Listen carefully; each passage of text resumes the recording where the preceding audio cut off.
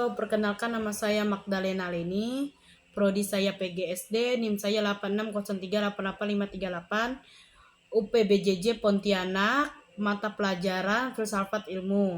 Saya akan menjelaskan tentang otonologi. Otonologi merupakan disiplin yang meneliti tentang eksistensi atau keberadaan. Berikut adalah ringkasan mengenai objek telah dan hakikat realitanya. 1. Apa yang ditelah? Objek material. Objek yang ditelah dalam otonologi adalah segala hal yang ada di ini meluas bukan hanya pada benda-benda yang berwujud fisik, tetapi mencangkup 1. Ada yang nyata secara fisik, dapat dicermati dan dirasakan. Contohnya manusia, pohon, atau planet. Ada yang bersifat tidak tampak namun ada dalam pemikiran. Contohnya angka, nilai, gagasan, atau hukum alam.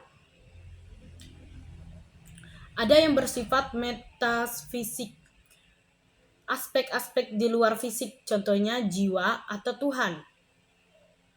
Hakikat realita, objek formal. Otonologi mencari jawaban terhadap pertanyaan apa sebenarnya esensi dari realitas sesuatu itu. Ada berbagai pandangan terkait hakikat realitas ini. Materialisme, realitas yang sejati, adalah bentuk materi atau fisik. Setiap hal yang ada materi memiliki wujud fisik. 2. Idealisme, realitas sejati adalah sprint, ide atau kesadaran. Materi hanyalah cerminan dari ide. Dualisme, realitas terdiri dari dua aspek yang berlainan, yaitu materi dan sprint yang saling berinteraksi. 3.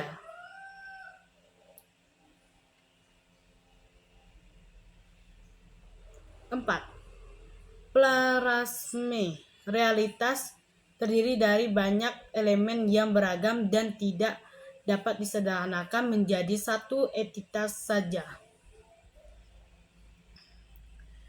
Secara sederhana, jiwa sains seperti biologi atau fisika mengkaji bagaimana sesuatu beroperasi, maka otonologi menyelidik apa sebenarnya esensi dari suatu itu pada tingkat yang paling fundamental. 2. Epistemologi adalah cabang filsafat yang fokus pada asal-usul struktur dan validitas pengetahuan. Jika otonologi bertanya tentang apa itu ada, epistemologi bertanya bagaimana itu tahu bahwa sesuatu itu ada. Berikut penjelasan singkatnya bagaimana ilmu diperoleh. Sumber pengetahuan. Pengetahuan manusia berasal dari beberapa sumber utama.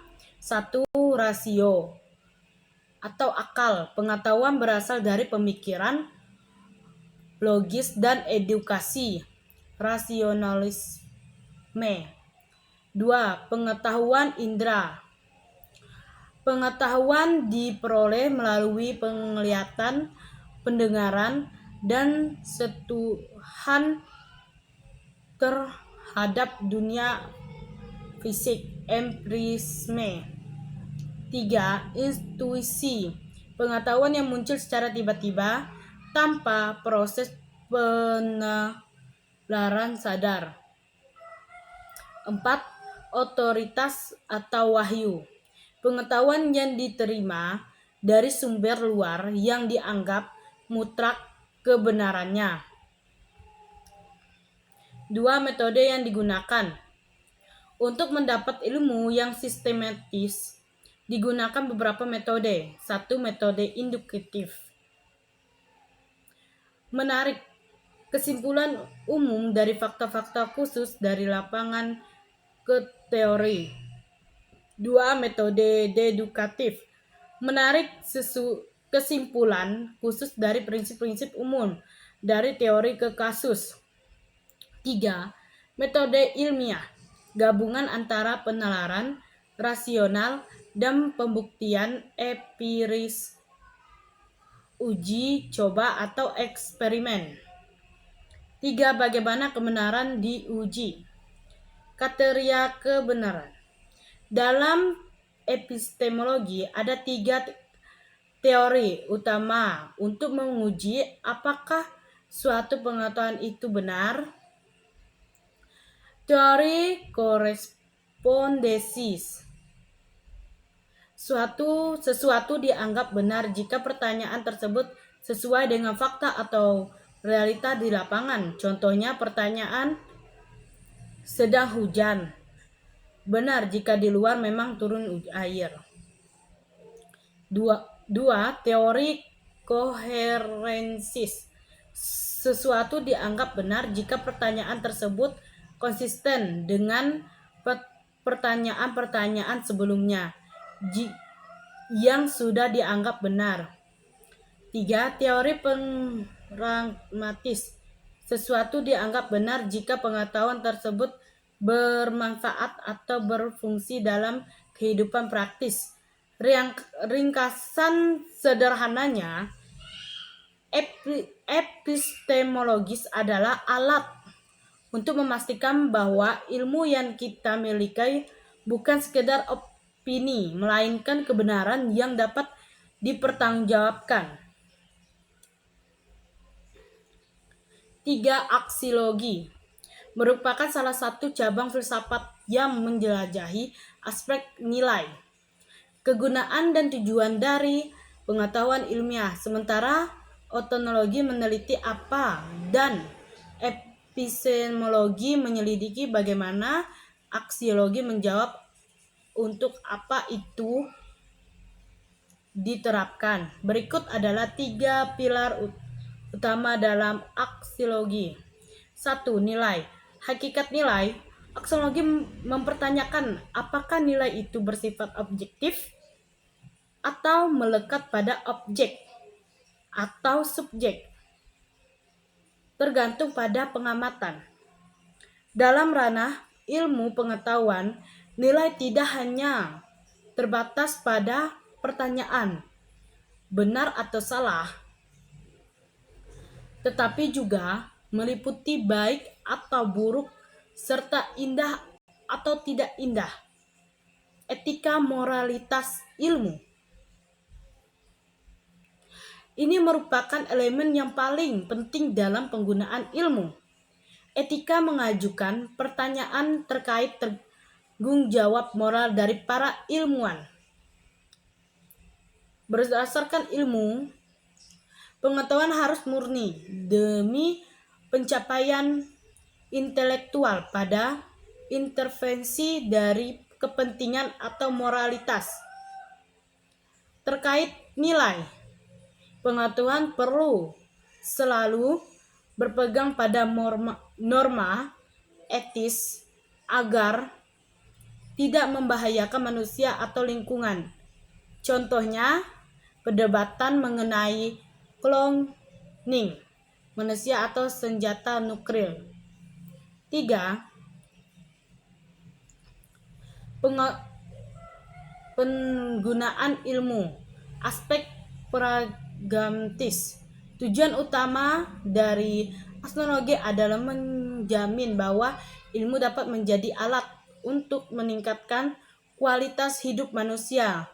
Ilmu harus dikembangkan tidak hanya untuk kepuasan intelektual, tetapi juga untuk 1. Memberi kemudahan dalam kehidupan sehari-hari dalam kurung teknologi. 2. Melestarikan lingkungan dan menegakkan keadilan sosial. 3. Membina karakter dan peradaban yang beradab. Secara singkatnya, aksiologi merupakan moral, sebuah ilmu yang berfungsi agar pengetahuan tidak menjadi senjata penghancur, melainkan berkat bagi kehidupan. 4. Ketiga konsep ini menyatu menjadi satu kesatuan yang dikenal sebagai trilogis ilmu. Apabila salah satu dari ketiga unsur ini hilang, maka struktur pengetahuan akan hancur atau mengalami defisiensi. Berikut adalah penjelasan tentang bagaimana ketiga elemen tersebut berfungsi sebagai dasar utama. 1. Hubungan berantai. Ilmu pengetahuan bergerak dengan urutan yang berkesambungan melalui 3 fase berikut. 1. Ontologi awal menentukan objek kanji yang ingin diteliti. Ini berfungsi sebagai dasar karena menetapkan batasan dari subjek studi agar ilmu tersebut bersifat terfokus dan jelas. 2.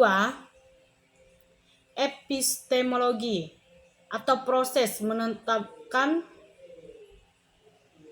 cara penelitian dilakukan. Ini berperan sebagai karangan metodologi yang memungkinkan temuan tersebut terbukti secara ilmiah dan diterima kebenarannya. Aksiologi tujuan menentukan bagaimana hasil penelitian dapat diterapkan. Ini berfungsi sebagai panduan agar temuan tersebut digunakan untuk kebaikan dan tidak merugikan. Contoh integrasi kasus ilmu kedokteran. Untuk memberikan gambaran lebih jelas, berikut adalah cara ketiga unsur ini beroperasi bersama. 1. Dalam aspek ontologi, ilmu kedokteran menetapkan bahwa kajian berfokus pada tubuh manusia dan berbagai penyakit atau pada yang dipelajari. 2. Dalam aspek epistemologi, para dokter menerapkan metode diagnosis, melakukan pengamatan dan melakukan uji laboratorium untuk menemukan obat. Cara memperoleh pengetahuan. 3. Dalam aspek aksiologi, obat dan pengetahuan tersebut dimanfaatkan untuk menyembuhkan pasien dan dilarang untuk digunakan dalam tindakan meracun atau membunuh. Etika dan tujuan. 3. Peran sebagai standar ilmiah. Sebuah pengetahuan dapat disebut sebagai ilmu pengetahuan hanya jika memenuhi 3 kriteria tersebut. 1. Memiliki objek yang jelas, ontologi. 2. Memiliki metode yang struktur, epistemologi. 3. Memiliki manfaat bagi umat manusia, aksiologis. Tanpa landasan ini, sebuah kalimat akan dianggap hanya sebagai pendapat atau kepercayaan, bukan ilmu. Ini adalah penjelasan dari saya. Maaf jika banyak salahnya atau kurangnya dalam menjelaskan materinya. Sekian, terima kasih.